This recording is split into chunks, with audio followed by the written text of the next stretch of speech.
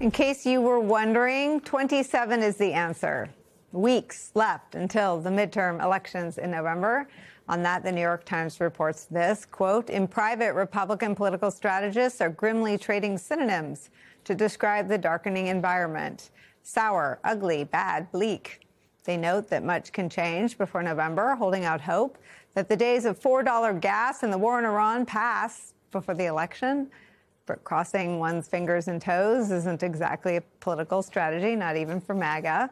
Indeed, just today, AAA revealed a new high watermark for gas prices in America since Donald Trump began the war in Iran. Nearly $4.18 a gallon, the highest average since 2022, shortly after Russia invaded Ukraine. And it's not over. This forecast from Politico, quote, supply of oil, especially in Europe and Asia, is dwindling and a price shock is coming. That's according to Dan Pickering, chief investment officer at Pickering Energy Partners. He said that when the summer driving season begins, there will be another gas price shock that, quote, hits people in the face. There's a day of reckoning coming, he said. And understand this, gas prices are but a single thread in a much larger economic calamity where Americans appear to feel more squeezed than at any point in decades. Gallup's annual economy and personal finance survey released today paints an historically bad picture. The share of Americans who say their financial situation is getting worse now stands at 55%, the highest figure in 25 years. I want to bring into our coverage Democratic pollster and political analyst Cornell Belcher. Also joining us, political analyst, the host of the Bulwark podcast, Tim Miller's here. Cornell, how do you see this moment? It is a unique moment on a number of fronts, right? Where I'm struck by that Gallup number, right? It's a worse number than we've seen in the last 25 years. And Nicole, that that counts into recessions when we were literally in recessions. So you have the Americans feeling more anxious and stressed out economically. You also have a lot of polling out there around sort of how they're feeling more angst and stressed out about the war. And at the same time, you look at inside the polling and the Fox poll that came out the other day, and again, it's some numbers that I don't see very often because Democrats now have taken advantage on dealing with the economy, something that historically Republicans have, it baffles me why, but Republicans have historically had an advantage of with Americans, and Democrats have an advantage now of dealing with inflation in the economy. And then you juxtapose that, Nicole, with what I was watching earlier today when Senator Graham was announcing that, they're going to roll out how they're going to spend $400 million on the president's ballroom. And you look at the Comey stuff you've just been covering, and you wonder why Americans are upset, and you wonder why Republicans are worried about the midterm elections. Because, Nicole, they're not focusing on anything having to do with the economic stress and angst of the vast majority of Americans. All of their policies and all of their politics right now seem to be to make happy or play to the vanity and the narcissism of one individual and not the American people. We've been talking a lot about, superpower suicide over the last couple of, days with historians talking about superpower political suicide. Nicole, I'm watching Republicans commit political party suicide by following him down this rabbit hole. Yeah, I mean, Tim, I'm struck by how they are still doing what has worked for them, right? And so they have I guess we're to think it's a coincidence that today, on the day that a federal judge allowed Maureen Comey to sue DOJ indicted Jim Comey, and it might be, I don't know. I'm not the coincidence arbiter in America, but I can see two dots and say they're next to each other. But the three things that have permeated the electorate's mind, right? Epstein. There were lies told by Donald Trump and Kash Patel and Pam Bondi, and the Epstein class is viewed to still be unknown and unrevealed. The Iran war, both the idea of a forever war and the impact on the economy that we're talking about. And the collapse, whether you internalized who Viktor Orban was or not.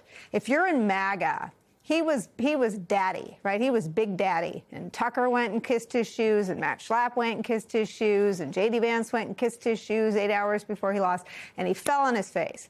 And so whether you're telling pollsters you're going to vote for or not, there are these three seismic things which are a lot more enduring and a lot more visceral than any of the freneticism that they seem to be pushing through the information pipeline.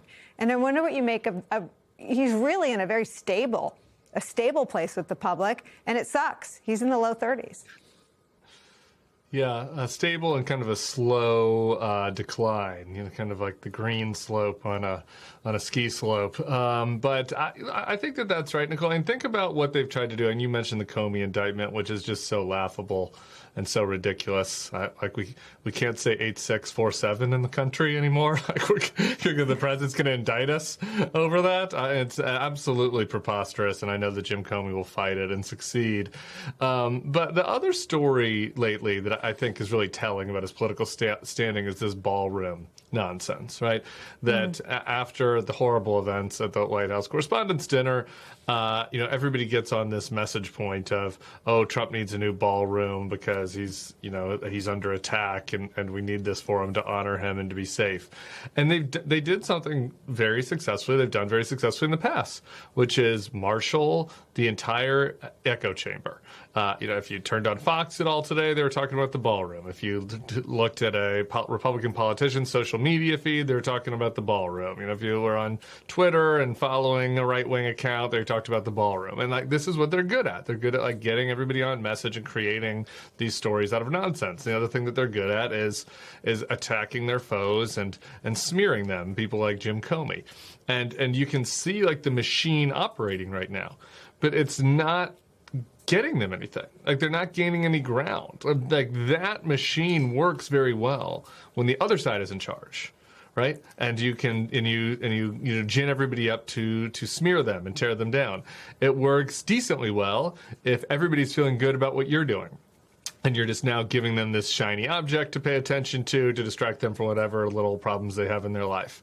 The machine doesn't work if everybody's pissed at you already, right? If people are like, why are we in this war? And you showed the gas prices at the beginning of this. I just saw a report, I think in the upper Midwest in particular, gas prices are about to go up a bunch in the next week or two because of issues at the refineries and shortages. And we're going to keep seeing this all the way through the summer. It's going to be $5 gas this summer. And it already is that in some states on the coast. So if things are getting worse for people, and if they're not responding to the things that they cared about, whether that be Epstein or the gas prices or whatever, this whole machine is just, it's a little masturbatory, right? It's just okay, it's who's it for? It's for the people that are, the remaining 33% that are still on board. It's not doing anything for them. It's not making any progress.